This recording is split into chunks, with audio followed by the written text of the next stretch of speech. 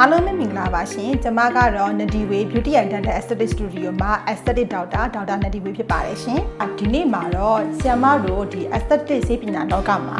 အသားရည်တင်းရင်းမှုနဲ့ anti aging အတွက်ကို gold standard treatment တစ်ခုလိုဖြစ်နေတဲ့ Attilo Collagen Type 1ထိုးသွင်းမှုအကြောင်းကိုအနည်းငယ်ရှင်းပြပေးသွားမှာဖြစ်ပါတယ်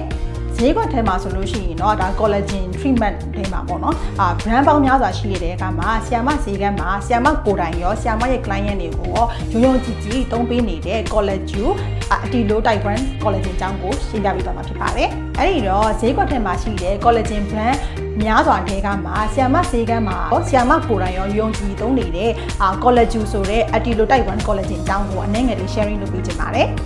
ပထမဆုံး Attilo collagen ဆိုတာပါတယ်Attilo collagen อ่ะဆိုလို့ရှိရင်ဆိုကြပါဆိုအမတို့က collagen ပေါ့เนาะဒီလိုမျိုး fibrous strand လေးတစ်ခုရှိမယ်ဆိုလို့ရှိရင်ဟိုဘက်ထိပ်ဒီဘက်ထိပ်မှာဆိုလို့ရှိရင်ဓာတ်မတည့်မှုကိုဖြစ်စေတဲ့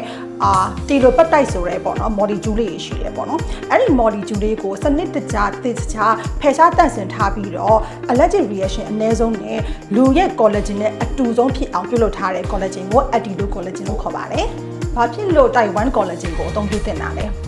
အမတို့အရေးပြားရဲ့ 80% အားဆိုလို့ရှိရင် type 1 collagen နဲ့ဖွဲ့စည်းထားတယ်။အဲ့ဒါကြောင့်မလို့အမတို့ကအသားရည်လျော့တွဲလာတဲ့နေရာတွေဝက်ချန်ချိုင်းခွက်နဲ့မဲဆက်ဖြစ်တဲ့နေရာတွေမှာဆိုလို့ရှိရင် type 1 collagen ကိုပြန်လည်ထိုးသွင်းပေးခြင်းအပြင်အသားရည်ကိုပြန်လည်တင်းရင်းစေတယ်။ပြီးတော့အမတို့အရေးပြားတွေမှာလျော့နေသွားတဲ့ fibroblast ကိုလည်း activation ပြန်လုပ်ပေးနိုင်တာဖြစ်တဲ့ကြောင့်မလို့အမတို့ဒီ aging ကြောင့်ဖြစ်ပေါ်လာတဲ့ skin တွဲကြတာမျိုးတွေချွေးပေါက်ကြေတာမျိုးတွေရေးကြောင့်ဖြစ်တာမျိုးတွေဆိုလို့ရှိရင် type 1 collagen ကိုအဓိကထားပြီးတော့မှ treatment ပေးကြပါတယ်။အဲ့ဒီတော့ဒီ type 1 collagen ကိုအမတို့ဈေးကမ်းမှာကောဘယ်လိုပုံစံမျိုးနဲ့ treatment ပေးနေလဲပေါ့နော်အမကတော့ဒီအမတို့ဈေးကမ်းမှာဆိုလို့ရှိရင် collagen treatment ကိုခံယူမဲ့သူတွေဆိုလို့ရှိရင်အမက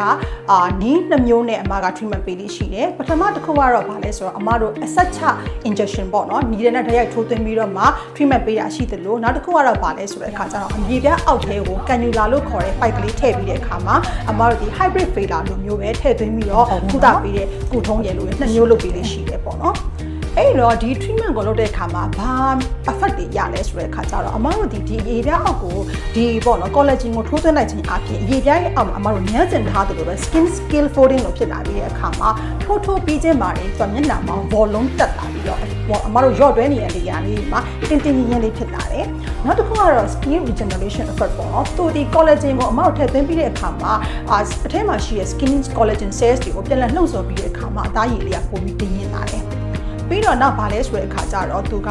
ချွေးမောင်လေးတွေကိုကျင်းသွားစေပြီးတော့အသားရည်ကကြီးဆိုဆိုလေးနဲ့ glass skin လို့ appearance တွေရလာစေတယ်ပေါ့နော်အဲ့တော့ collagen brand နဲ့ collagen treatment ကုသမှုခံယူပြီးပြီဆိုလို့ရှိရင်အသားရည်လေးကငကိုထက်ကိုပေါ့နော်ဒီကြီးလင်းနဲ့တင်းရင်ဖြစ်လာတာကိုသတိထားမိလိမ့်မယ်ပြီးတော့ကို volume loss ဖြစ်တဲ့နေရာတွေမှာလည်းအသားရည်ကတင်းလေးဖြစ်လာတာကိုချက်ချင်းရောပြီးတော့တဖြည်းဖြည်းအချိန်ကြာလာတဲ့အမျှပို့ပြီးတော့မှ result ကတိတာဖြစ်လာတာကိုကိုယ်တိုင်နဲ့တွေ့ရပါလိမ့်မယ်အဲ့တော့ကိုယ့်ရဲ့ဒီပေါ့နော်ဖြစ်နေတဲ့အရေးကားပေါ်မူတည်ပြီးတော့ဆရာဝန်နဲ့တိုင်ပင်ပြီးတော့မှကုသတဲ့အကျင့်ကြီးဘယ်လိုနည်းနဲ့ကုသမှုခံယူသင့်တယ်ဆိုတာကိုဆရာဝန်နဲ့အသေးစိတ်တိုင်ပင်ပြီးတော့မှဒီ treatment ကိုလုပ်သင့်တယ်လို့အကြံပေးချင်ပါတယ်အဲ့တော့ကိုယ့်ရဲ့ skin ကိုအပေါ်ရန်ပြင်မလွှာမဟုတ်ဘဲနဲ့ပေါ့နော်ဒီ cellular level ပေါ့ structure ကနေပြီးမှထိရောက်နဲ့ပြန်လဲပြီးတော့မှအမှန်ပြန်လုပ်ချင်တယ်ပြန်ပြီးပြုပြင်ချင်တယ်ဆိုလို့ရှိရင်တော့စိတ်ချရတဲ့ဒီ Attilo collagen type 1 collagen နဲ့ treatment ခံယူဖို့ဆရာမက recommend ပေးချင်ပါတယ်ကျေးဇူးအများကြီးတင်ပါတယ်ရှင်